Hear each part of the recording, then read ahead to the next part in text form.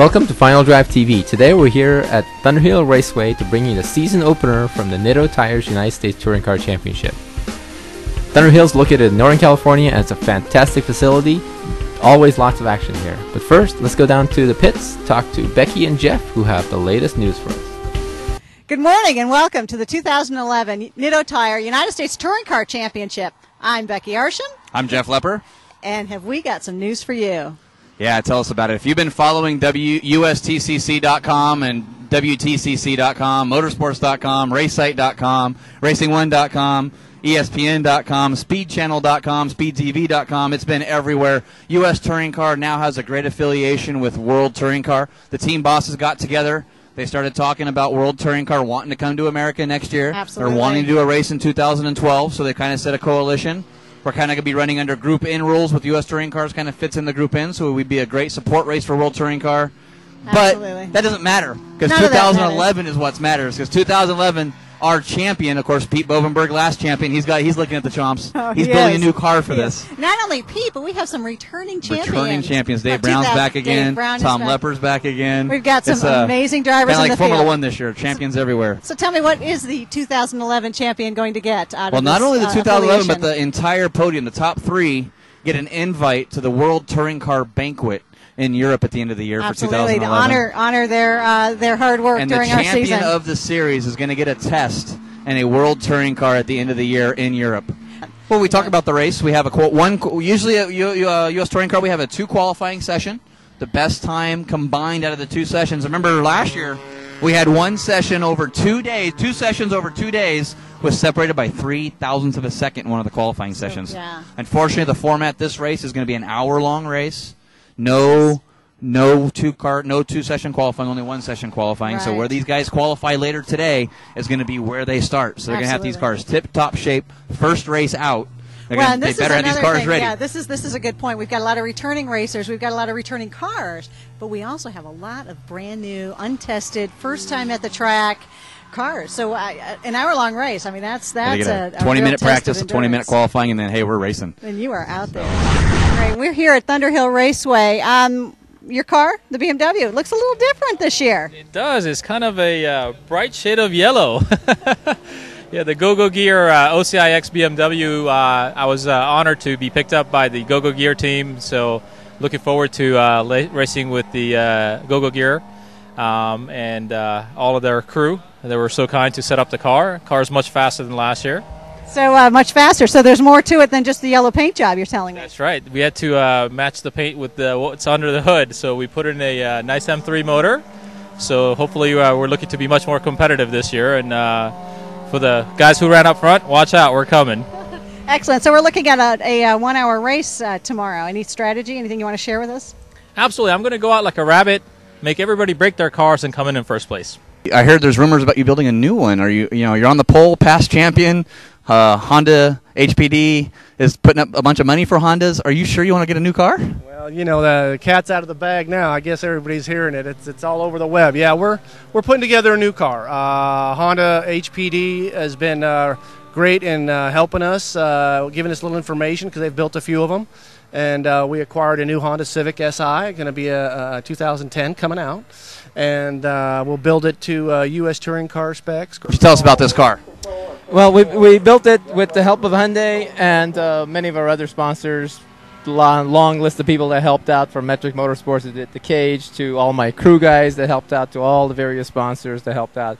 It definitely was not any one person that did it, but it was tons of people that put together the effort. So I think we put together a really good-looking car. Now we have to make a fast car, which is the harder part probably.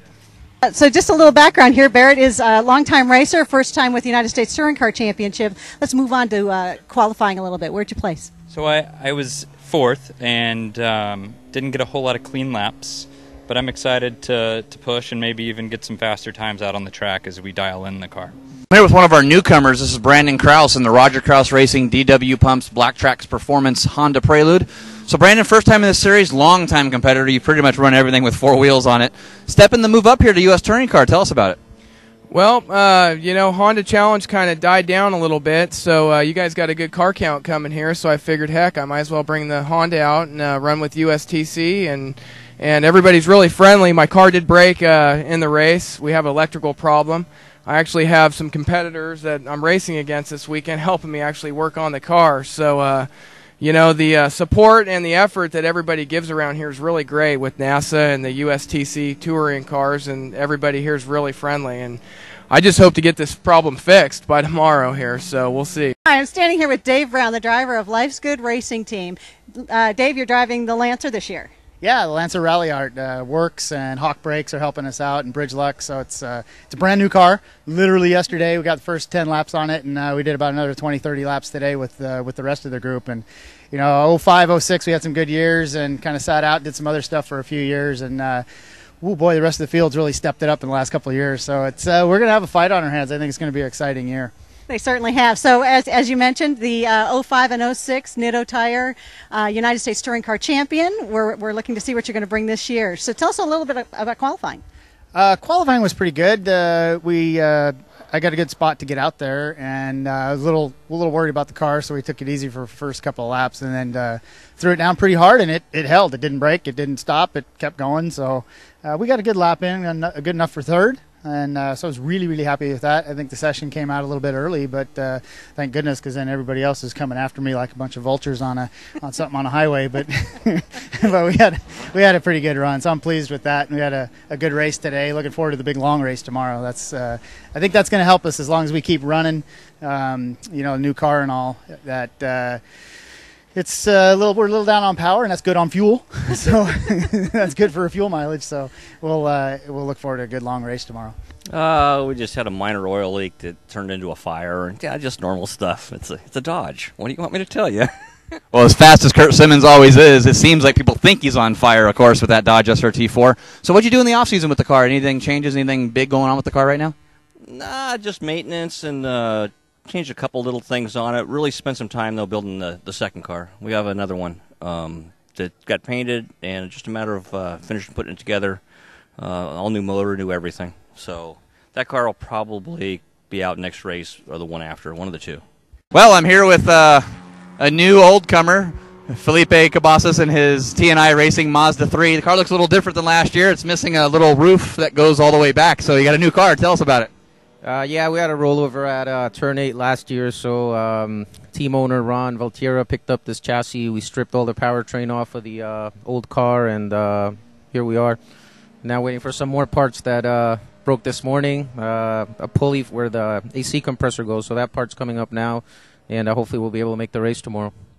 So always a battle, having to build a new car. We had a rollover last year, got a new car now, more broken parts again. Would you... How was the car, though, otherwise? I think it handles a little better.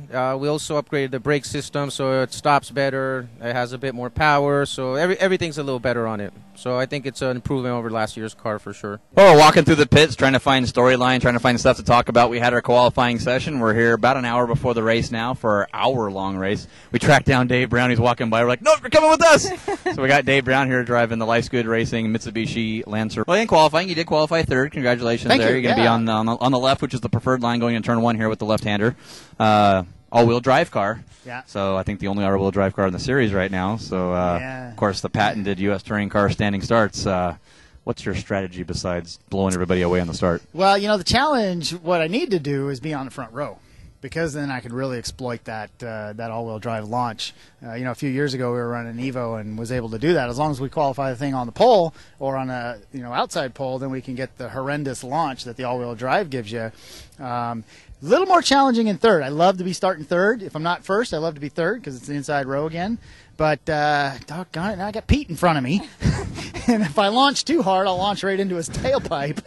So that's going to be the trick, obviously, is to take advantage of that all-wheel drive launch and then not run into the guy in front of me. That's poor front-wheel drive puppy spinning his front tires there. And so look for that. Look for, I'm going to look for daylight. I'll go up the middle. I'll go to the left. I don't care where I'm going, but I'm going. Well, you did mention, of course, Pete Bovenberg right in front of you. That's right, because Pete Bovenberg in the MBO Motorsports PPG. He's got 50,000 stickers on that car, of course, but he's got every single sponsor there. But he's got the pole position for Pete Bovenberg almost by 2 seconds. That Honda, he come out on top last year. He's on top again for the first race. And he wants to stay on top. On so top, you that's for better sure. be right on him. Yeah, you know, we're best of friends, but we're best of enemies on a racetrack too. So I'm going to come after him something. Can't slack Kurt Simmons either, qualifying second in that Dodge SRT4. That big power, the big torque of those neons. Those cars are made to go straight. Absolutely, and I'm you know, the other thing I'm counting on is the long run, right? We got a big fuel cell in the car, and I think we're going to be able to run no problem on fuel the whole time, and we got a pretty good balance in the car. It's, you know, I'm checking the tire temps and tire pressures, and it's looking really even, really balanced. So you know, the front drives with all that power of that Mopar is they're pretty good about burning down those front tires. So I'll look for that late in the race and look for an advantage there in keeping the power evenly distributed and wearing my Nittos nice and even all the way around. Let's take a look at our starting lineup. In pole position, our 2010 champion, Pete Bovenberg, in the MBO Motorsports Honda Civic. In the second position is Kurt Simmons, our 2007 champion in the Cornwall Tools Stevens Creek Dodge SRT4. Position number 3 is Dave Brown, the 2005-2006 champion, driving the Hawksworks Bridgelux Mitsubishi Lancer. In the fourth position is newcomer Barrett Tilley in the Civic Farms BMW M3. Position number 5, Brandon Kraus, in the DW Pumps Roger Kraus Racing Honda Prelude. Next, we have Larry Banney in the GoGoGear.com UTI OC Internet Exchange BMW M3. Following Larry is Ollie Arsham in the GoGoGear.com UTI Koenig Wheels Hyundai Genesis. Next is the Valtierra Cabezas team in the TNI Racing Mazdaspeed 3. Next, we have Carl Chu in the Valley Motorwork BMW 323i. Then we have Ton Milburn in the Speedy Motorsports Acura Integra. Finishing our lineup and unable to start the race is Mario Lento in the Midnight Performance Acura Integra, Tom Lepper in the Cobalt California Chevrolet Cobalt, and Ken Dobson in the Mazda Cobb Mazdaspeed 3. So here we are. The cars are going out on course for the very first race of the 2011 Nitto Tire United States Touring Car Championship. So let's talk about the race. We've got a different format on this first race. We have a 60-minute format. No pit stops are expected for this race. If you make a pit stop, you should be pretty much out of it. So that's a unique format. So even though we've got that 60-minute format, we're still doing our standard or our patented standing start. Correct, and it should be a doozy because this race, we have 2 front-wheel drive cars on pole. Then we have 3 rear-drive cars, 2 BMWs and a Hyundai. And then sandwiched in between, Dave Brown in the Mitsubishi with all-wheel drive. So who knows? Maybe we'll have 10 cars get to the first turn at the same time. Who knows? But this should be something. Absolutely. So we're on the pace lap right now. So turn your volume up and get ready for that standing start. Now another thing we need to talk about here is the new cars. A lot of these cars are brand new, have almost no testing on them. We had the Valtierra Mazda. Those guys, their first time to hit the track was on Friday in the test day. That's right, and Dave Brown's car only has been able to test on a dyno. Yeah, he hasn't even hit the track yet until this weekend. And then worse than that was the Hyundai. That's right, just a little bit of drag race test only, straight line, The only testing they could do was drag race testing to make sure that the car, the engine and drivetrain were good, but they had no clue how the rest of the car was going to hold. Okay, any second now we should be able to get the green flag, and here we go, green flag. Great launch! Did you see Dave Brown right up there, 3 abreast? Wow, nice job of Dave Brown. Slight pause by Pete Bovenberg, which results in look at the Hyundai. And the Hyundai took off like a rocket too, but now Dave Brown is moving up, and Kurt Simmons in the lead. Absolutely, Pete Bovenberg in second position, followed by Brandon Kraus. And the TNI Racing Mazdaspeed 3. And the rest of the pack coming through. Boy, that was a great launch, but something must have happened to the Hyundai because he took off and then he really slowed down.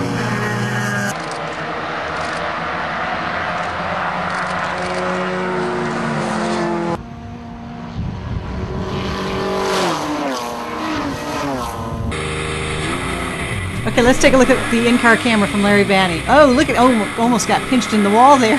Yeah, he had a great launch, but he had to back off out of it because he was going to get sandwiched between the wall and the BMW of Tilley.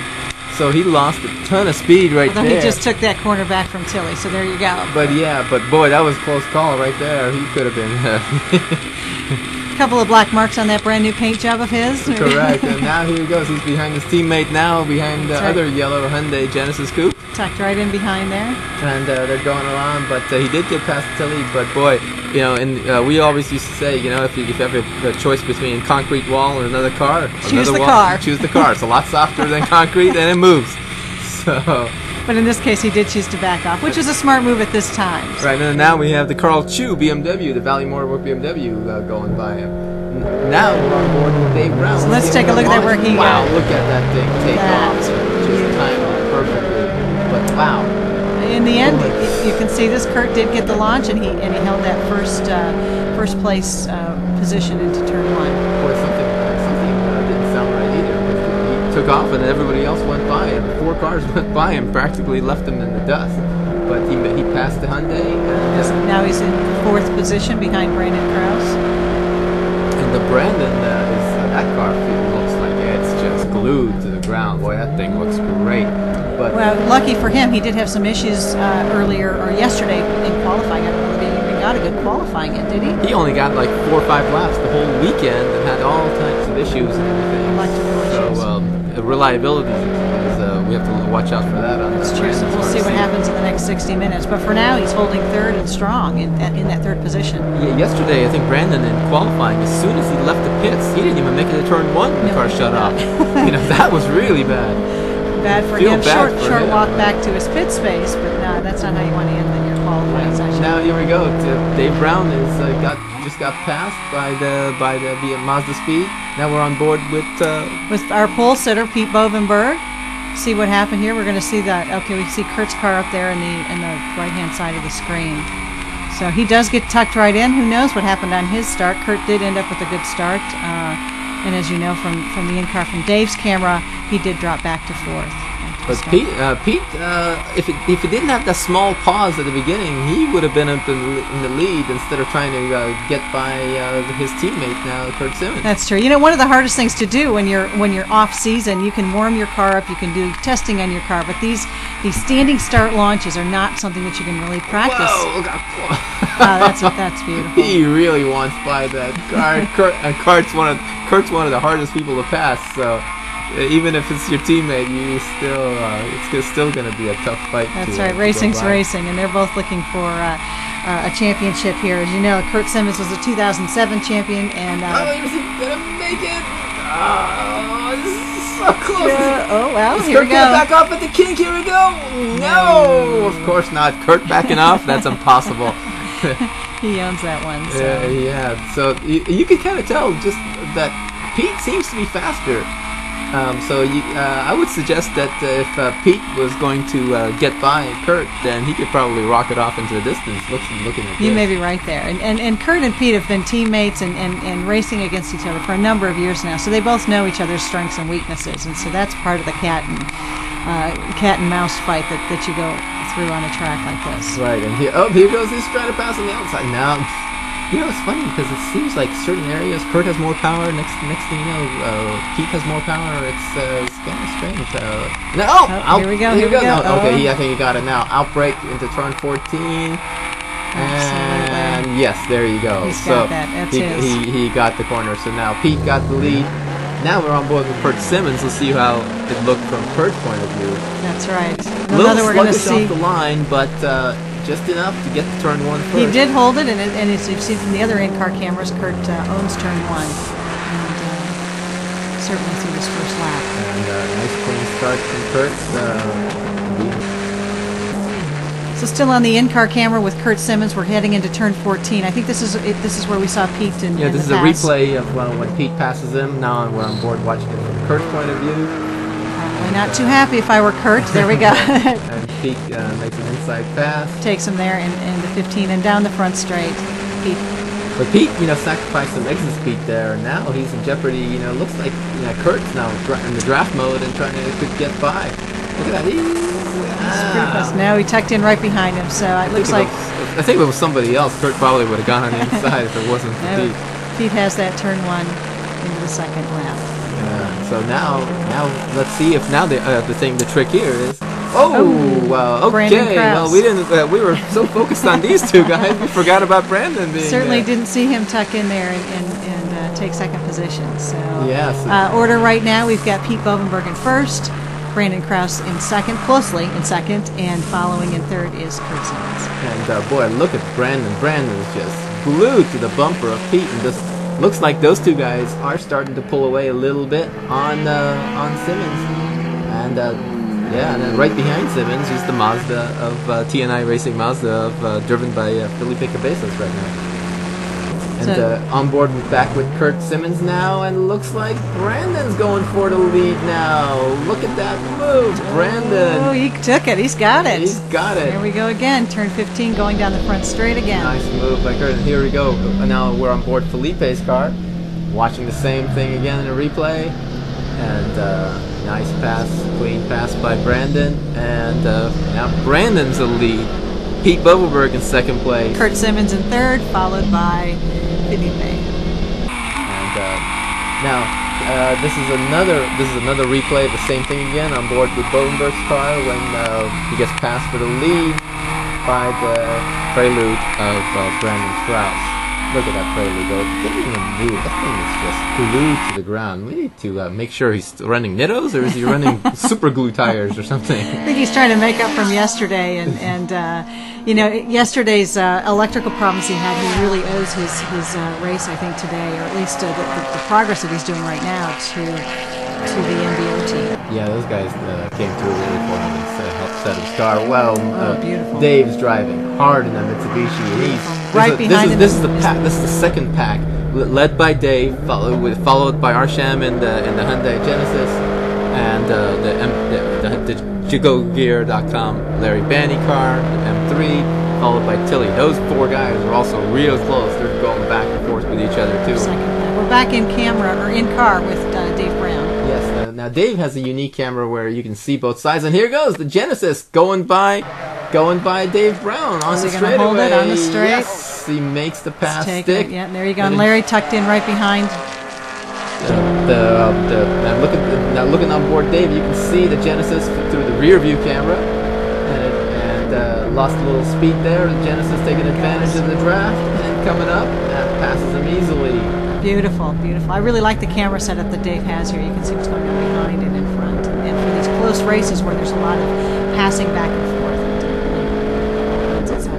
Now look at that. Now let's see if what Dave can do, or what the Hyundai of Arsham can do. If he can start to pull away here, or will he get eaten up by Dave again? How is this going to work out? Dave going to reel him back in and pass back to launch. Boy, this car sounds just wicked nice inside. Now we see here we are. We see the onboard Larry Banney's GoGear.com M3.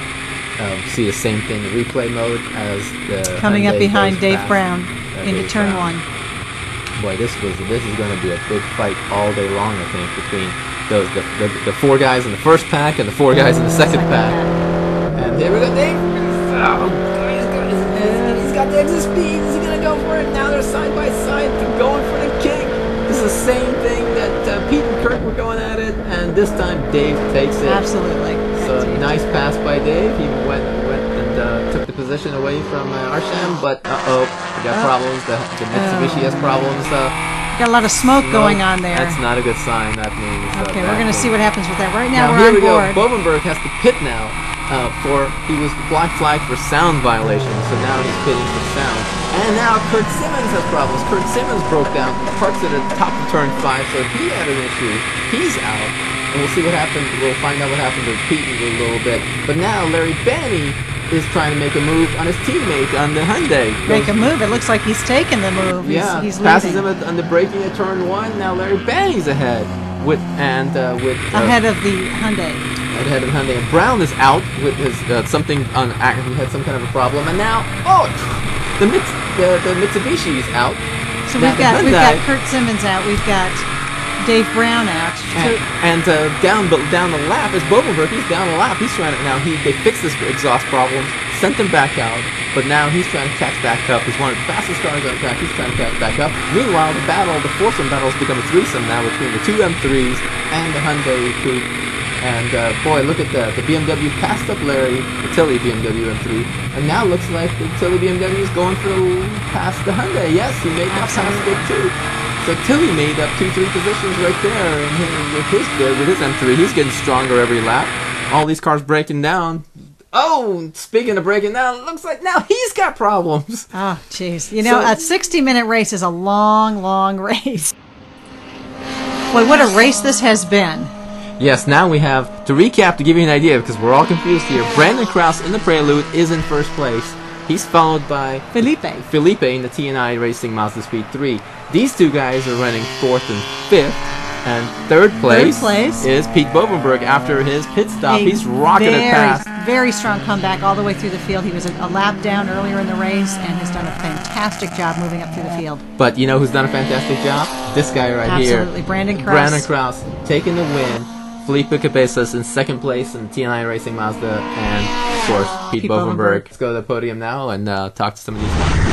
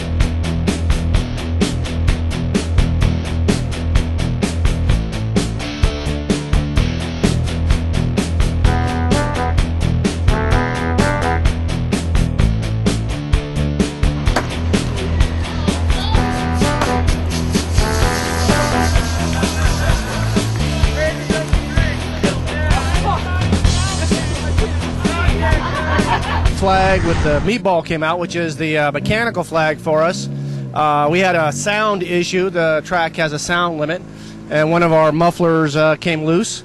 And so as we were circulating, I was talking with the crew, and we came up with a fix. And we dove into the pits, and the guys dove under the car, fixed it, and we got back out in the back of the pack, which was awesome. And so the team had a great recovery, and then it was my job to drive through the field again, and that's pretty much what I did. I didn't quite get up to the front. A couple places left, but if I had a little more time, I think we could have definitely gone to the top and maybe given Brandon a little run for his money. It was a good race. We kept it cool from the beginning, didn't do anything stupid, and we saw cars dropping off and started making up some ground, passing people, catching up with the other classes, and just riding a cool race mostly. So things went pretty well. Now, you had a couple of mechanical issues yesterday that kind of put you in the pits for a little while. Tell me about that, and how did that affect today? Yes, we had one of our pulleys go yesterday, and we couldn't find one anywhere, so we had a courier bring a part from Sacramento. It was the wrong part. We ended up staying late here, and AJ from Performance and Frame Tuning ended up just fixing the original part that broke, and we made some custom brackets to mount it, and tested it this morning. It held up, and apparently it held up for a whole hour fine, so it worked out. The Roger Kraus Racing DW Pumps Black Tracks Honda Prelude ran pretty good today. MBO Motorsports yesterday helped me out big time. My car wasn't running real well, and I only had 5 laps. I had electrical issues, and I really had no crew with me this weekend, and they came over and fixed my car for me. So I really owe this to them for standing here right now, being first place.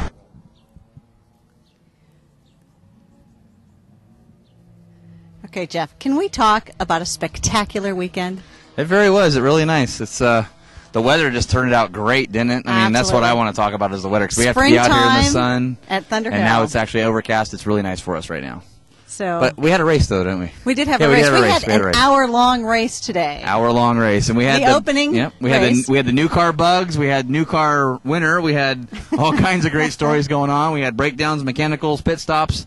It was amazing a great race crew for all that these pulled drivers. Things together. Yeah, great crew awards. A lot of special awards for all these drivers. There was a lot of awards. These guys took home some hardware today. Of course, Mothers, Pia, The STRI gauges coming up with a set of 3 gauges. The Pete Bovenberg won 3 gauges. That is amazing.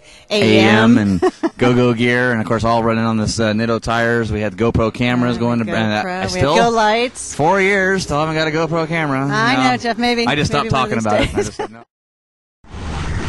Thanks for joining us. Tune in again next time when we'll bring you another exciting episode of Final Drive TV with the latest news from the world of cars. For more information and to view complete episodes, please visit us at finaldrive.net.